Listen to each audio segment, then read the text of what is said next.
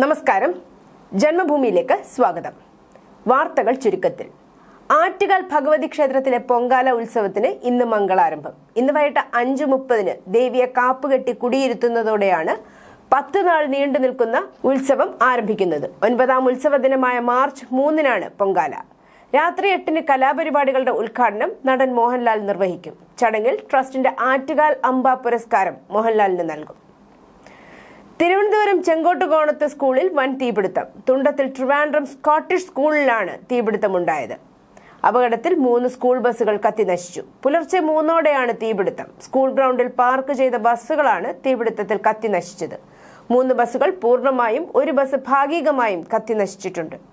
സ്കൂളിൽ നിന്ന് തീ ഉയരുന്നത് കണ്ട പ്രദേശവാസികളാണ് അഗ്നിശമന സേനയെയും പോലീസിനെയും വിവരമറിയിച്ചത്. തുടർന്ന് അഗ്നിശമന സേനാ യൂണിറ്റ് സ്ഥലത്തെത്തി തീ കെടുത്തി. അപകട സമയത്ത് സ്കൂളിൽ ഒരു സെക്യൂരിറ്റി ജീവനക്കാരൻ മാത്രമാണ് ഉണ്ടായിരുന്നത്. തീപിടുത്തത്തിന്റെ കാരണം വ്യക്തമല്ല. CCTV ദൃശ്യങ്ങൾ ഉൾപ്പെടെ പരിശോധിച്ചു വരുന്നതായി പോലീസ് അറിയിച്ചു. സംഭവത്തിൽ ദുരൂഹതയെന്ന് സ്കൂൾ അധികൃതർ. ബസ്സുകൾ മനഃപൂർവ്വം ആരോ തീയിട്ടതാണെന്ന സംശയമാണ് ഉയരുന്നത്. ബസ്സുകളിലേക്ക് ട്രാവലർ ഇടിച്ചു കയറ്റിയ നിലയിലായിരുന്നു. ഈ ട്രാവലർ മറ്റൊരിടത്താണ് നിർത്തിയിട്ടിരുന്നത്. സംഭവത്തിൽ പോലീസ് അന്വേഷണം ഊർജിതമാക്കി. തിരുവനന്തപുരത്ത് ചികിത്സാ പിഴവിനെ തുടർന്ന് കുട്ടി മരിച്ചതായി പരാതി. ചക്കിപ്പാറ സ്വദേശി സിദ്ദിഖിന്റെ മകൾ 2.5 വയസ്സുകാരി ഐഷ ഫാത്തിമയാണ് മരിച്ചത്. കാട്ടാക്കടയിലെ മമൽ ആശുപത്രിക്കെതിരെയാണ് മാതാപിതാക്കൾ പോലീസിൽ പരാതി നൽകിയത്. കുട്ടിക്ക് ശ്വാസമുട്ടലും തളർച്ചയും അനുഭവപ്പെട്ടതിനെ തുടർന്ന് കാട്ടാക്കട മമൽ ആശുപത്രിയിൽ എത്തിക്കുകയായിരുന്നു. ശ്വാസതടസ്സത്തിന് ആവി പിടിച്ച ശേഷം കുട്ടിക്ക് 2 ഇഞ്ചക്ഷൻ എടുത്തു. ഇഞ്ചക്ഷൻ എടുത്ത ശേഷം കുട്ടിയുടെ നില വഷളായതായാണ് കുടുംബം പരാതിയിൽ പറയുന്നത്. കുട്ടിയെ ആംബുലൻസിലുടൻ നെയ്യാർ മെഡിസിറ്റിയിൽ എത്തിച്ചെങ്കിലും ഡോക്ടർമാർ മരണം സ്ഥിരീകരിക്കുകയായിരുന്നു.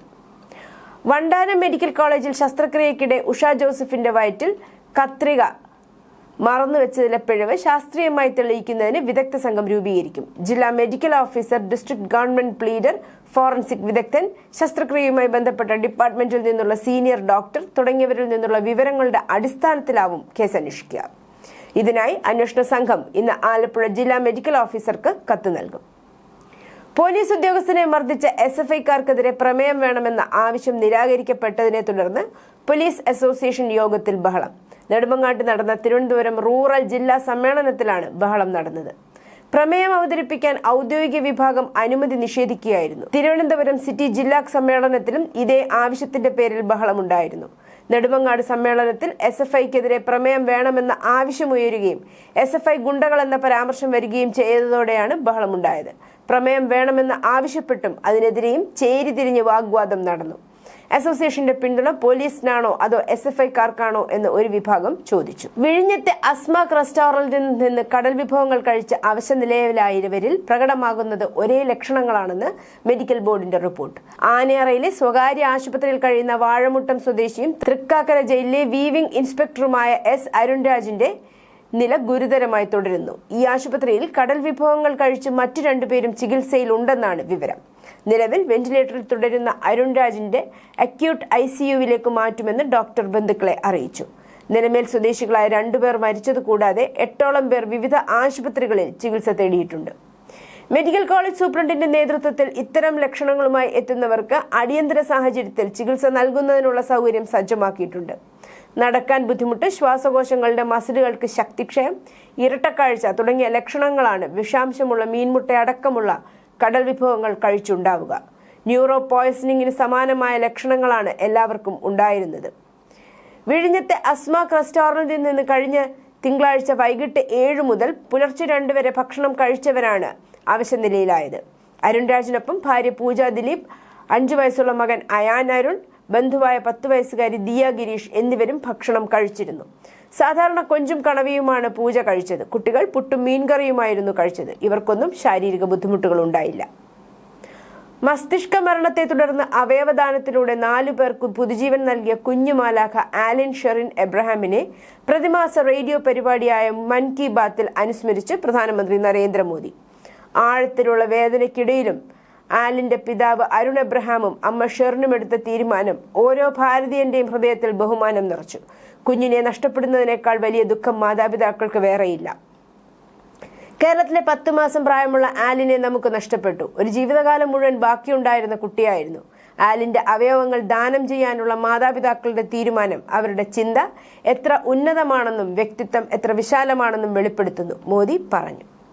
തൃശൂർ പെരിങ്ങോട്ടുകര ഗ്രാമത്തിലെ 570 ഇനം നെൽവിത്തുകൾ ഉപയോഗിച്ചുള്ള കൃഷിയും തിരുനാവായ കുംഭമേളയും മോദി പരാമർശിച്ചു. ചൂടിന് ആശ്വാസമായി ഇന്നും കേരളത്തിൽ വിവിധ ഭാഗങ്ങളിൽ മഴ ലഭിച്ചു. അടുത്ത 3 മണിക്കൂറിൽ തിരുവനന്തപുരം, കൊല്ലം, പത്തനംതിട്ട, ആലപ്പുഴ, കോട്ടയം, എറണാകുളം, തൃശൂർ, പാലക്കാട്, മലപ്പുറം, കോഴിക്കോട് ജില്ലകളിൽ മഴയ്ക്ക് സാധ്യതയുണ്ടെന്ന് കാലാവസ്ഥാ വിഭാഗം അറിയിച്ചു. ഒറ്റപ്പെട്ട ഇടങ്ങളിൽ ഇടിമിന്നലോട് കൂടിയ നേരിയതോ ഇടത്തരമോ ആയ മഴയ്ക്കാണ് സാധ്യത. മണിക്കൂറിൽ 40 കിലോമീറ്റർ വരെ വേഗതയിൽ ശക്തമായ കാറ്റിനും സാധ്യതയുണ്ടെന്ന് കേന്ദ്ര കാലാവസ്ഥാ വകുപ്പ് അറിയിച്ചു. കാരുണ്യ ആരോഗ്യ ഇൻഷുറൻസ് വഴി സൗജന്യ ചികിത്സ നൽകിയതിന്റെ പണം കിട്ടാത്തതിനാൽ അടുത്ത മാസം മുതൽ പദ്ധതിയിൽ നിന്ന് പിന്മാറുകയാണെന്ന് സ്വകാര്യ മെഡിക്കൽ കോളേജ് മാനേജ്മെന്റുകൾ. ഓരോ കോളേജിനും 20 മുതൽ 30 കോടി വരെ രൂപ നൽകാനുണ്ടെന്നാണ് മാനേജ്മെന്റ് അസോസിയേഷൻ പറയുന്നത്. 1 വർഷത്തിലേറെയായുള്ള കുടിശ്ശികയാണിത്. കുടിശ്ശികയിൽ പകുതിയെങ്കിലും അനുവദിച്ചില്ലെങ്കിൽ പദ്ധതിയിൽ നിന്ന് പിന്മാറേണ്ടി വരുമെന്ന കാര്യം അവർ മുഖ്യമന്ത്രിയെ അറിയിച്ചു. സർക്കാരിന്റെ സാമ്പത്തിക പ്രതിസന്ധി കാരണം കാരുണ്യയുടെ കുടിശ്ശിക ബാങ്കുകൾ വഴി ആശുപത്രികൾക്ക് നൽകാനാണ് നേരത്തെ ബിൽ ഡിസ്കൗണ്ടിംഗ് രീതി ആവിഷ്കരിച്ചത്. ചികിത്സാ ചെലവ് കുടിശ്ശിക സഹിതം ബാങ്കുകൾ വഴി മെഡിക്കൽ കോളേജുകൾക്ക് കൈമാറുകയും പിന്നീട് ബാങ്കുകൾക്ക് പലിശ സഹിതം അത് സർക്കാർ മടക്കി നൽകുകയും ചെയ്യുന്ന രീതിയിലാണ് ബിൽ ഡിസ്കൗണ്ടിംഗ് ആവിഷ്കരിച്ചത്.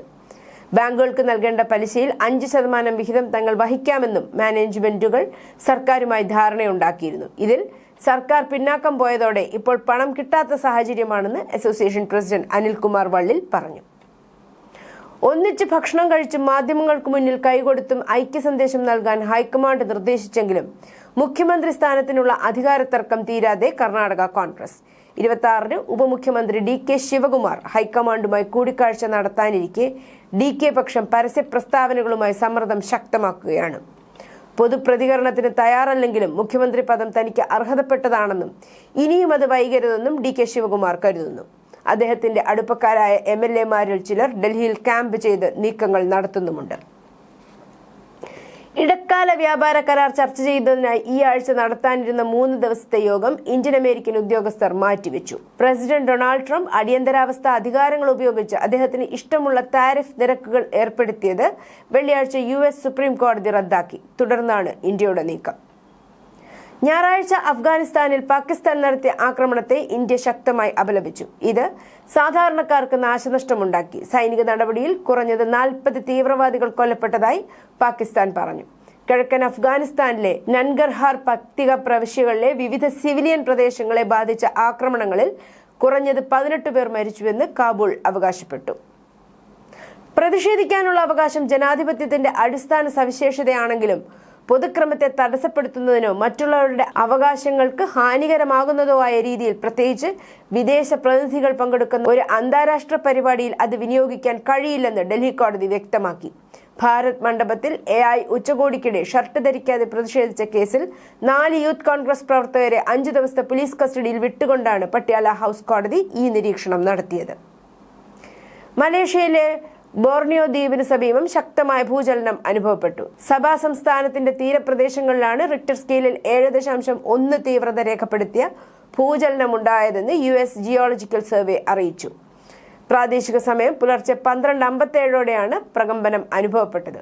സബാ സംസ്ഥാനത്തിന്റെ തീരദേശ തലസ്ഥാനമായ കോട്ട കിനബാലുവിൽ നിന്ന് 100 കിലോമീറ്റർ താഴെ മാത്രം ദൂരത്താണ് ഭൂചലനത്തിന്റെ പ്രഭവ കേന്ദ്രം എന്ന് വാർത്താ ഏജൻസികൾ റിപ്പോർട്ട് ചെയ്യുന്നു. ഭൂമിക്കടിയിൽ 619.8 കിലോമീറ്റർ ആഴത്തിലാണ് ഭൂചലനം ഉത്ഭവിച്ചതെന്ന് US ജിയോളജിക്കൽ സർവേ വ്യക്തമാക്കി. മെക്സിക്കോയിലെ ഏറ്റവും ശക്തമായ മയക്കുമരുന്ന് കാർട്ടലായി മാറിയ ജാലിസ്കോ ന്യൂ ജനറേഷൻ കാർട്ടലിന്റെ തലവനായ എൽ മെൻചോയ് എന്നറിയപ്പെടുന്ന നെമസിയോ റൂബൻ ഒസെഗുവേര സർവാനിസിനെ സൈന്യം ഞായറാഴ്ച കൊലപ്പെടുത്തിയതിനെ തുടർന്ന് മെക്സിക്കോയിലുടനീളം സംഘർഷങ്ങൾ പൊട്ടിപ്പുറപ്പെട്ടു. മെക്സിക്കൻ സംസ്ഥാനങ്ങളിലെ റോഡുകളിൽ കാർട്ടൽ അംഗങ്ങൾ കാറുകൾ കത്തിച്ചു. ഇത് ഏകദേശം 1 ഡസനോളം സംസ്ഥാനങ്ങളിലെ റോഡുകൾ തടസ്സപ്പെടുത്തി. പുക അന്തരീക്ഷത്തിലേക്ക് ഉയർന്നു. ജാലിസ്കോയുടെ തലസ്ഥാനമായ ഗ്വാഡലജാര ഞായറാഴ്ച രാത്രി ഒരു പ്രേത നഗരമായി മാറി. തിങ്കളാഴ്ച പല സംസ്ഥാനങ്ങളിലും സ്കൂൾ റദ്ദാക്കി. കാർട്ടലുകളെ അടിച്ചമർത്താനുള്ള ട്രംപ് ഭരണകൂടത്തിന്റെ ശ്രമങ്ങളെ തെളിയിക്കാൻ മെക്സിക്കൻ ഗവൺമെന്റിന് ഇതുവരെ ലഭിച്ച ഏറ്റവും വലിയ ഒരു സമ്മാനമായിരുന്നു മയക്കുമരുന്ന് തലവൻ കൊല്ലപ്പെട്ടത്.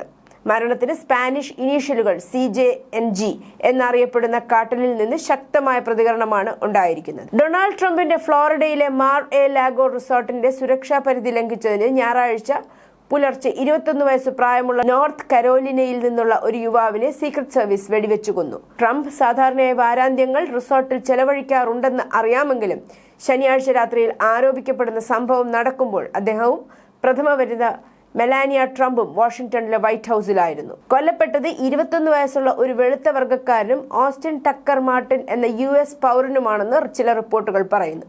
പ്രാദേശിക മാധ്യമങ്ങളും വാർത്താ ഏജൻസികളും ഇയാൾ നോർത്ത് കരോലിനയിൽ നിന്നുള്ള ആളാണെന്നും കുറച്ചു ദിവസങ്ങൾക്ക് മുമ്പ് ഇയാളെ കുടുംബം കാണാതായെന്ന് റിപ്പോർട്ട് ചെയ്തുവെന്നും പറയപ്പെടുന്നു. News desk Janmabhumi.